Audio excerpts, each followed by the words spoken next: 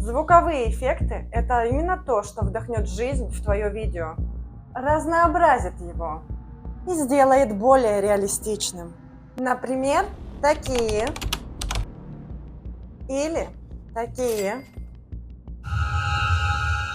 Можно даже такие. Или такие. Можно даже такие. Ну и на что может вашей фантазии хватить? Поехали, покажу, где их искать. Погнали! Переходим в CapCut и ищем момент, где нам нужно наложить звуковой эффект. Например, в моем случае это эффект клавиатуры, вот здесь.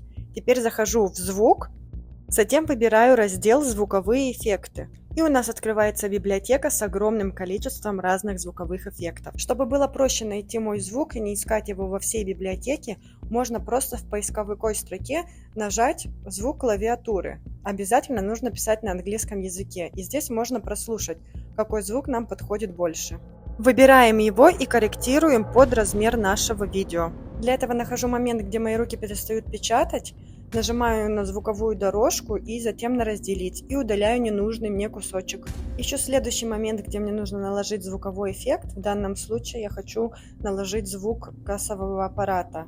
Опять в поисковой строке пишу ключевое слово и выбираю звук, который мне больше всего подходит.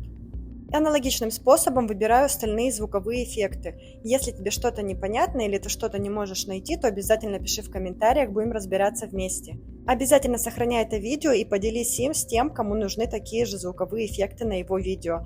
И обязательно подписывайся, ведь я здесь делюсь постоянно всякими разными фишками монтажа, а также созданием креативных видео.